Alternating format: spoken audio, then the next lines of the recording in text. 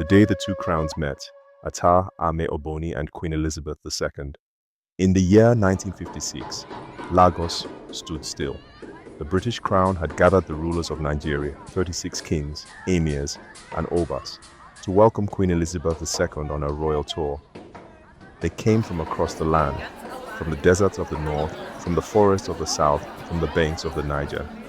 Each ruler wore his crown and colors with pride. In the great colonial hall, gold curtains framed the Queen's throne. She sat surrounded by African royalty, their beads, silks, and feathers shining under the chandelier. One by one, each king rose, bowed, and greeted her. The Queen smiled, polite and regal, but one seat was still empty. The Attah of Igala had not yet arrived.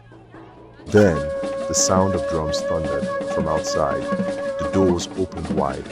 The Attah of Igala, Ameh Oboni, entered the hall. He wore a robe of deep indigo, richly embroidered with Igala symbols. Around his neck hung coral beads and a golden pendant shaped like the face of an ancestor.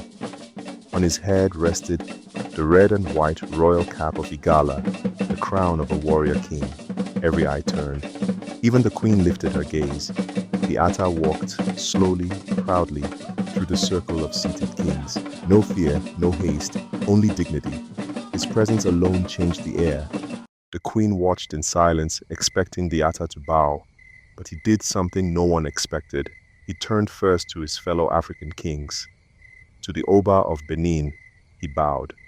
To the Emir of Kano, he bowed. To the Obi of Onitsha, he bowed. One by one, he greeted them all with honor.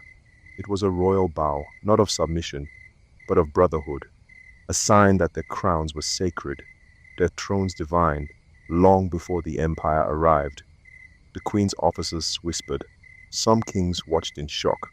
Others smiled quietly, understanding the message.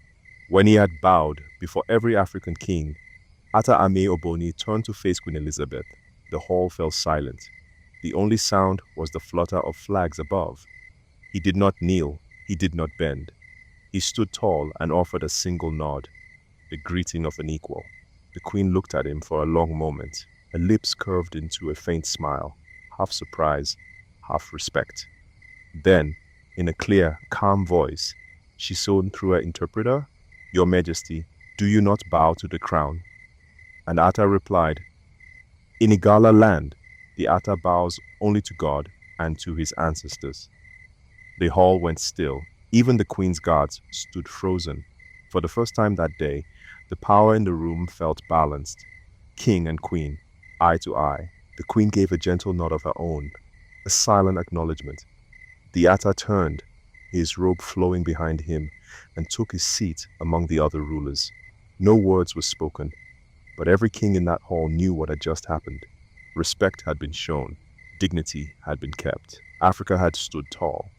In some tellings of the legend, the Queen's aides pressed again. "Protocol must be observed," they said. "The Attah must bow."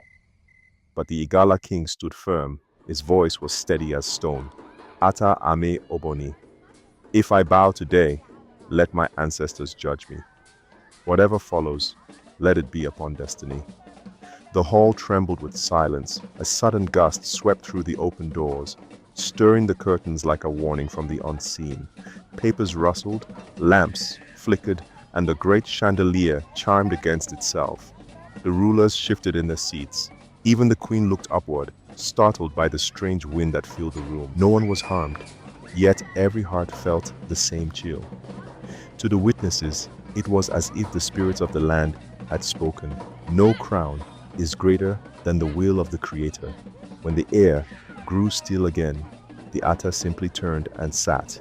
The meeting continued, but the room was never the same. History may never record the full truth of that day. Some call it legend, others call it defiance. But to the Igala people, it was honor. The day their king bowed to every ruler in Africa, but refused to bow to the crown.